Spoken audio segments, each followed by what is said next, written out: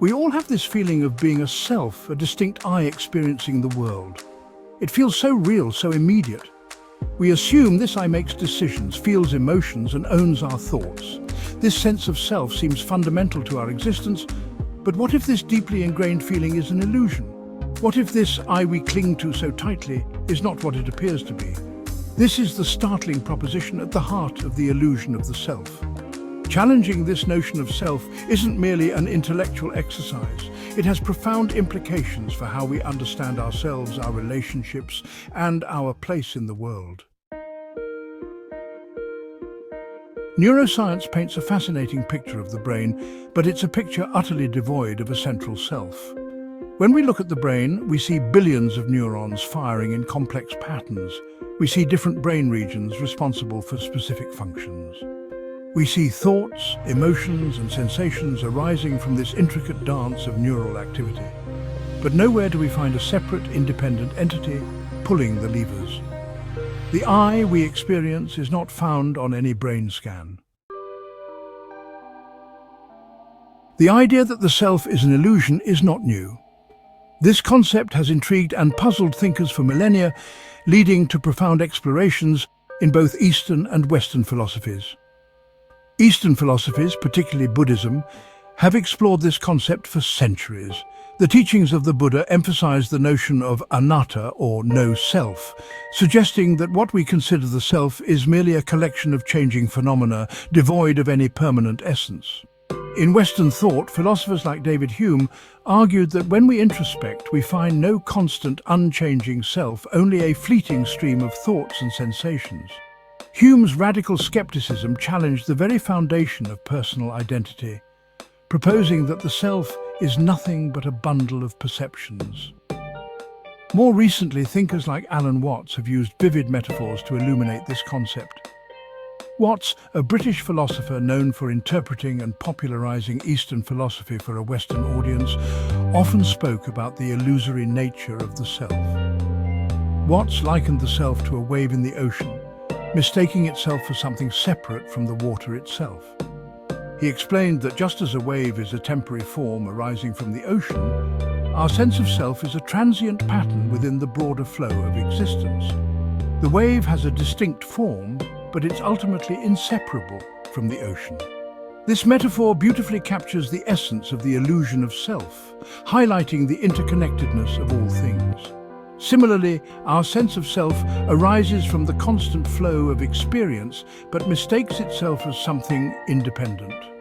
By understanding this, we can begin to see through the illusion and recognize our true nature as part of the ever-changing, interconnected web of life. Section 4. Examples of the self in smoke. Consider your own experience. Think about the moments when you feel most at peace, perhaps when you're meditating or simply lost in thought. These are the times when the boundaries of the self begin to blur, and you feel a deeper connection to the world around you. Think about a time you were deeply engrossed in an activity, perhaps playing music or having an engaging conversation.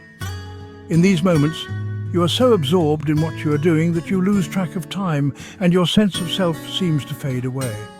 You become one with the activity, fully immersed in the present moment. In those moments, where was your sense of self? It was still there, but it was not at the forefront of your mind.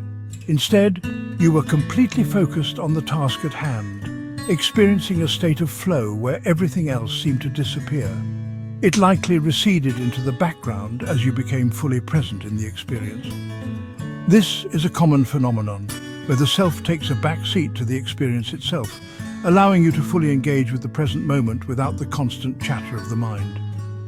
The I didn't disappear entirely, but it wasn't the primary focus of attention. Instead, it was a quiet observer, allowing you to fully immerse yourself in the experience without the usual distractions of self-consciousness. Or think about how our sense of self can change dramatically depending on the situation. In one context, you might feel confident and outgoing, while in another you might feel shy and insecure. This shows how fluid and adaptable our sense of self can be, changing to fit the environment and the people around us. We might feel confident and outgoing in one context, yet shy and insecure in another. This variability in our sense of self highlights its malleable nature, constantly shifting and adapting to different situations and social settings. If the I were a solid, unchanging entity, why would it be so malleable and context-dependent? This suggests that our sense of self is not a fixed, rigid construct, but rather a dynamic and ever-changing aspect of our experience, shaped by our interactions and the world around us. It is in these moments of introspection and reflection that we can begin to understand the true nature of the self, not as a static entity, but as a fluid and evolving part of our consciousness. As Section 5, the importance of disillusionment. Disillusionment is often perceived negatively, as if it means losing hope or becoming cynical. However, in the context of personal growth and self-awareness, disillusionment can be incredibly liberating. It is the process of shedding illusions and false beliefs that cloud our understanding of ourselves and the world around us. Understanding the illusion of self is not about denying our individuality or our capacity for agency. It's about recognizing that the self we often cling to is a construct, a narrative we've built over time. This narrative is shaped by our experiences, our culture, and our interactions with others.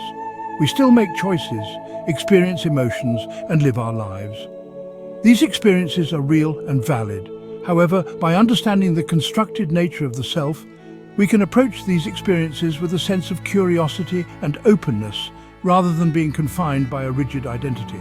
However, recognizing this illusion can have a profound impact on how we relate to ourselves and the world. It allows us to see beyond the surface and understand the deeper currents that drive our thoughts and actions. This awareness can lead to a more authentic and fulfilling life. When we cling tightly to a fixed sense of self, we create a separation between me and other. This separation fosters a sense of isolation and alienation. It makes us feel as though we are alone in our struggles and disconnected from the world around us. This separation is the root of much suffering. It leads to feelings of inadequacy, fear, and resentment. We become trapped in a cycle of trying to protect and defend this fragile sense of self, which only deepens our suffering. It fuels our ego, our need to be right, and our fear of death. The ego thrives on the illusion of separation, constantly seeking validation and superiority. This need to be right creates conflict and division, both within ourselves and with others. Recognizing the illusion allows us to loosen the grip of this self-centered perspective. It helps us to see that we are not separate from the world, but an integral part of it.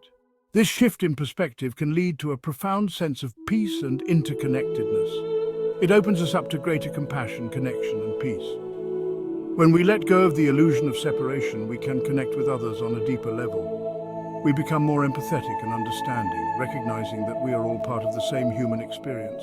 By recognizing the I as a process rather than a fixed entity, we can begin to let go of the anxieties and attachments that keep us trapped in suffering. This process of letting go is not about losing ourselves, but about finding a truer, more expansive sense of self. This understanding is not a destination, but a journey. It is a continuous process of exploration and discovery. Each moment offers an opportunity to see through the illusions that bind us and to embrace a more authentic way of being. It's a lifelong exploration of letting go of who we think we are to discover who we truly are. This journey requires patience, courage, and a willingness to face the unknown. But in doing so, we open ourselves to the possibility of a richer, more meaningful life.